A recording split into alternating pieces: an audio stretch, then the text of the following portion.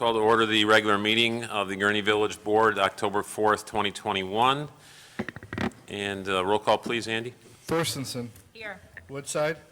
Present. Ross. Here. Garner. Here. O'Brien. Present. Balmas. Present. 6 present. Stand with me for the Pledge of Allegiance.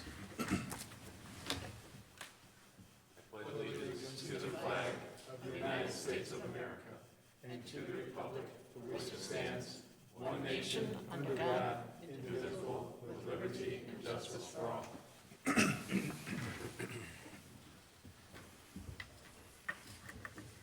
First item on the agenda is the approval of the consent agenda. Is there a motion? Second.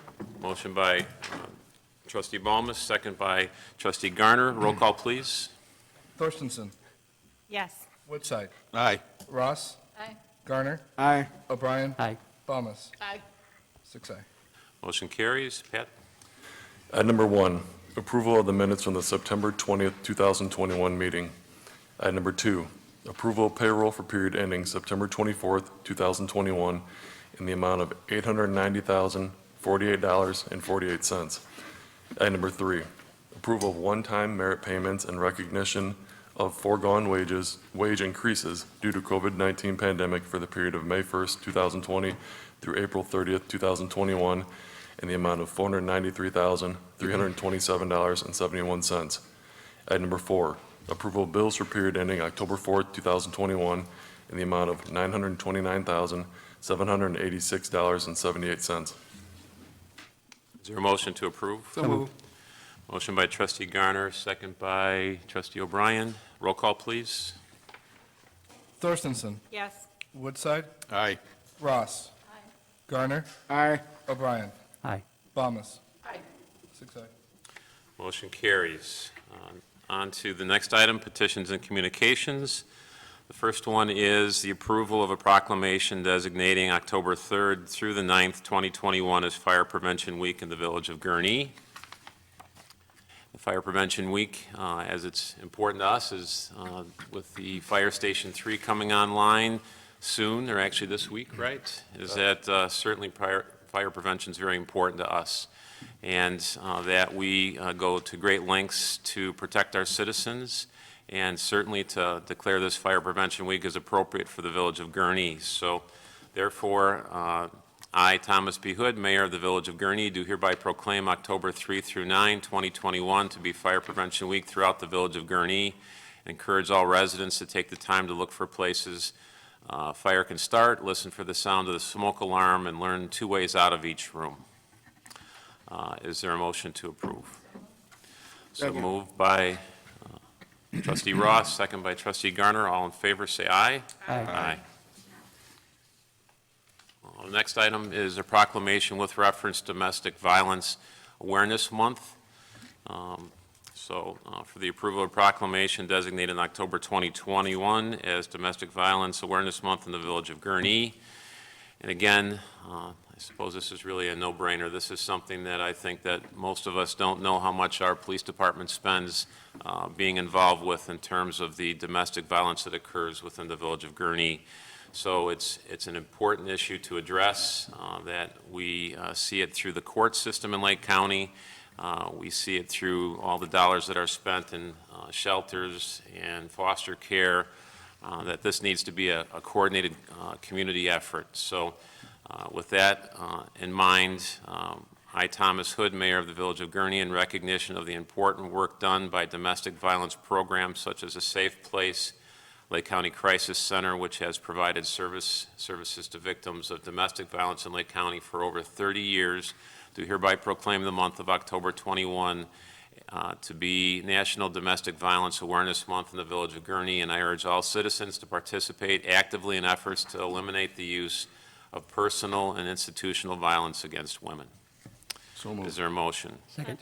Motion by trustee Woodside, second by trustee Thorstensen. All in favor, say aye. Aye.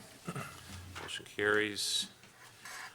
There's no reports, no old business, right? Correct. So on to new business. Approval of ordinance 2021, 66. accepting the replat of Lot A, Greystone Commercial. And this is the Cooper's Hawk Outlot. Pat? Yes, so this replat creates two lots on the former Lowe's site, one for CLC's Advanced Technology Center and then one for Cooper's Hawk. All the infrastructure improvements are in place. It conforms with all the village's codes and regulations. If you look at the plat, you see that they took Lot A and made Lot A1, which is for CLC. Lot A2 is going to be for Cooper's Hawk there in the corner of Grand and Rollins. It was before the Planning and Zoning Board on September 29th and received a unanimous favorable recommendation. All right, is there a motion? So moved. Motion by trustee Woodside. Is it Second. Woodside? A second by trustee O'Brien. And is there any discussion? Roll call, please. Thorstenson. Yes. Woodside. Aye. Ross. Garner. Aye. O'Brien. Aye. Thomas. Aye. 6 aye. Motion carries. Item number 2, approval of ordinance 2021, 67? adopting an amendment to the pension funding policy for the village of Gurnee. Pat? Sure. So you had a memo from our finance director, Brian Gosnell, on this. As you know, state of Illinois legislation is requiring all the police and fire pension funds, the actual money to consolidate to try to take advantage of economies of scale to get some better returns. Part of it, the requirements also require the funds to maintain some money locally to cover pension payments and then other bills. So as you know, historically, we've made our pension contribution one time per year in December. Due to the fact that they need to have some cash on hand throughout the year, we're recommending that we change our payment schedule from just one time per year to 12 times per year. So take that total dollar amount, divide it by 12, make a payment once a month. This allows them to have that money on hand for those expenses that come up instead of having to transfer money in and out when those expenses occur. So Finance Director Gosnell went through and updated the village's pension policy, provided you a red line copy, and names on the front cover to reflect who's on the board now, and then just a page, or a change on the page, I think it's about 3 or 4 pages in, that just says, instead of 1 installment in December, we'll go to 12 equal monthly installments May through April. So pension boards are in favor of this. It doesn't create hardly any extra work for staff, so staff is recommending this change.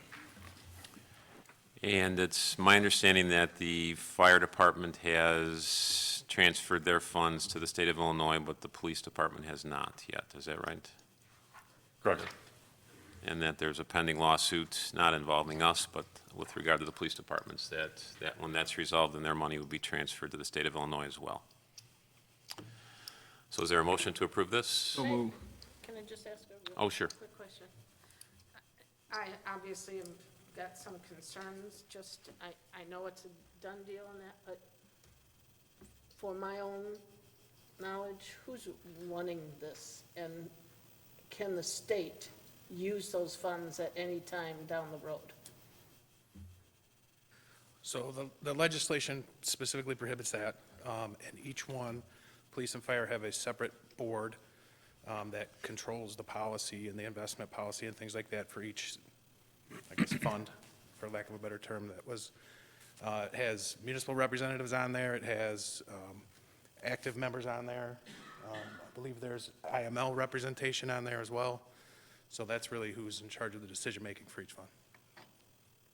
Okay. Just, and the state can never, well, we don't know that for a fact, can we? Never say never, but it's specifically prohibited in the legislation. Now, they could change that at some point, but. Okay, thank you. I'm sorry. No, and I think it's the investment portion, but it's not the liability determination. That still remains with the village itself, right? So it's the economies of scale that we hope to see, which that remains to be seen. So, yeah, as long as we're doing that, does anybody else have any questions or? I had the one question earlier, but Pat answered it, about the continuation of our two boards, two pension boards. Yeah, the boards at the local level will remain in effect to deal with day-to-day business that comes up. So is there a motion to approve? So moved. Trustee Garner? Second? Second by trustee Thorstenson. Any discussion? No? Roll call, please. Thorstenson. Yes. Woodside. Aye. Ross. Aye. Garner. Aye. O'Brien. Aye. Thomas. Aye. 6 aye. Motion carries. Now's the time for public comment, so if you'd like to make a public comment, you could step to the microphone and state your name and your address.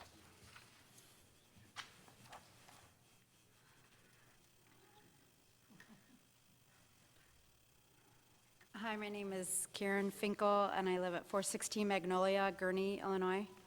This is my first time here, so I'm like completely nervous, and I don't know if I'm doing the right thing, but I'm doing it anyways. Don't be nervous, you just, yeah, we just expect our neighbors to speak their minds, so Okay, so I please do wrote that. this.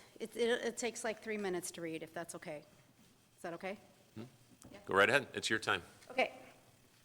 Okay, so I would like to address the issue of homelessness and vagrancy, people that are begging, drug addiction in our community. I have lived here since 1997. My husband was born and raised in Gurnee, right across the street. My husband, our kids, and now our grandkids go to school in Gurnee. My husband is also a small business owner here. We pay taxes, own a home, so therefore we have a vested interest in the city of Gurnee, town of Gurnee. All that being said, we also see a problem that has been going on for some time, and now it has actually seeped into our neighborhood. The people on the corners that beg, litter, and have drug, alcohol, and mental health issues is a problem that has been ignored to the point of acceptance. It has been something I think we all wish would just go away. We also have a couple of people that have decided to camp in our neighborhood park, and they have been shooed off. The guy that was camping in the park, tent, chair, the whole 9 yards, he did get shooed off. But he just moved across the parking lot into the behind Gurnee Furniture Store, and he has been literally camping there every day. So there are no bathroom facilities there, and I'm sure that they have been using that area as a bathroom also. I don't want my kids, my grandkids, or neighborhood kids to see something disgusting or potentially dangerous. I have called the Gurnee Police Department on numerous occasions, and I think others in the neighborhood have also. I talked to the business owner, and he doesn't want it to be going on and put up no trespassing sign, but to no avail. So that is the problem. Now, what are the solutions? I know that Waukegan tried putting up signs, and the people on the corners took them down. There is PADS, Catholic Charities, Love Inc., the Way Out Program, ATP, Lake Behavioral are some places that offer temporary solutions. What can we do as citizens, taxpayers, property owners? First and foremost, we should not give money to the people on the corners. We should donate to the places that have the resources to help them. If we cut off the food supply, maybe they will actually realize that this is no way to live. How to deter people from giving money? So maybe put up some sort of signage, digital, something big, not just a sign on the street, that tells people where they can donate, and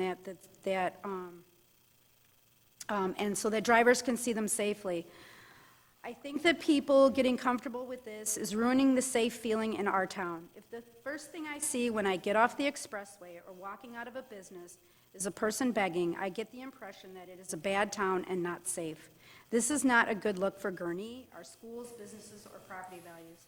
I think offering homeless or people that beg resources through pamphlets gives them the opportunity to make a different choice. It is not a matter of moving our problem to a different community. It is a matter of trying to really help people that need help. If we brainstorm, we might be able to come up with some answers that can be shared with other communities. Maybe have an ad hoc committee that strictly focuses on this issue. The situation can change if we become active instead of being complacent and hoping it will go away. I live in a nice, quiet neighborhood off of Belle Plaine and Grand. Now that the construction is over, we are hoping that there can be some revitalization in this part of town. If you think this isn't going to happen to your neighborhood, Gurnee Mills is also loaded with this problem. Thank you for letting me share, and I hope we can come up with some compassionate ways of helping those that are less fortunate than us. So that's it. Thank you, Ms. Finkel. You're probably reading our minds because we are already in the process of installing signs that say just that, and our police department, and also we've engaged PADS and other social services to actually interview each of the people that appear to be homeless on the streets to see if they need assistance. And what we've determined is that they've all said they don't. So what we're working with, and I think the part that citizens can really help us with, like yourself, is to contact the police department. I think when you'll often see a policeman talking to one of the people that appear to be homeless, just checking in on them, and I think to a person, they would tell you that they know most of the people in town.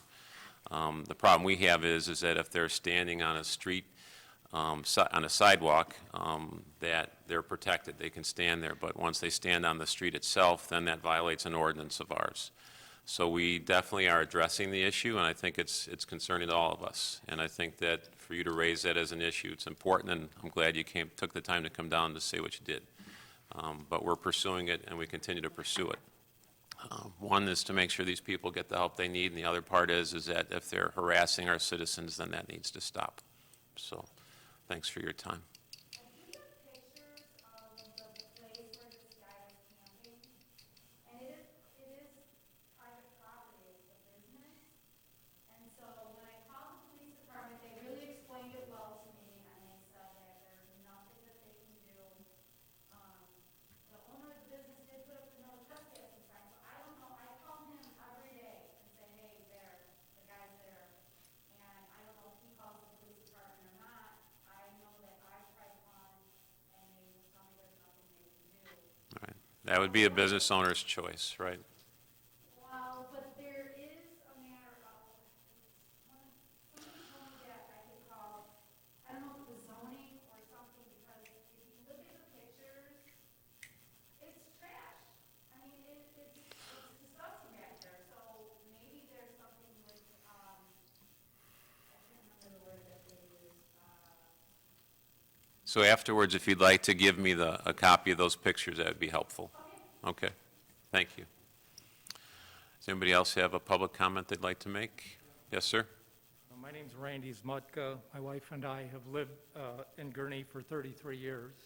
My address is 5132 Beechwood Avenue, and I apologize if this is redundant, a redundant matter, but it's addressing the noise issue from the Max Force ride at Gurnee. Out of desperation, a few weekends ago, I sent out a next door text on the app, and it got an overwhelming response from people that were affected by the noise. So I dug into it a little bit, and it looks like back in 2019, there was supposed to be some improvements made to quiet the Max Force ride. This last weekend, the noise was unbearable in my neighborhood, which is Pembroke, which is about 1.25 miles north of Six Flags. The noise is identical in frequency and volume to what I'm familiar with. I can compare it to a pile driver that sets bridge pilings, if anybody's ever heard that sound. It's a low-frequency banging noise. And I know that, in Gurnee, we're supposed to be protected, or there are ordinances against noise, excessive noise. So my question is, were the improvements made? Yes, they were. At the expense of Six Flags, they installed sound barriers in 2020. Correct. Okay, so if I get another noisy weekend, who should I contact? I'd like to have another sound engineer come out and evaluate the improvements. It's something you'll have to talk to afterwards if you'd like to talk to me, and we could see if there's a staff member that we could talk to you about. I don't know that there'll be an engineer that would specifically do that, but we could talk to you about your avenue in terms of pursuing. I'm not, at this point, like you're saying, like, I can't take the sound, I want it to stop.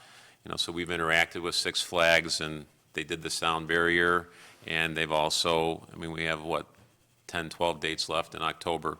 So I think there's some discussions that we could have in terms of how else we can do better with the sound, but at this point, it seems like they've followed through on what they said they're going to do, and now if it's the next step, then we'd have to evaluate that. Okay, it also says in 2019 that they agreed to close the Max Force line at 10 PM during Fright Fest. I have a copy of the next door posting that was done by the village administrator. Right, that was done prior to the installation of the sound barrier, is my Right. understanding. So, I mean, that would be another help for starters, would be to close the line early, because one weekend, the noise went on way past midnight, when they were open till midnight, and the last couple nights, it's gone on past 11 PM. Thank you. Thank you for your comments, I appreciate that. Any other public comment? No, the floor is closed. Is there a motion to adjourn? Second.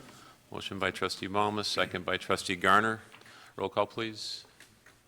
No roll call? All in favor, say aye. Aye.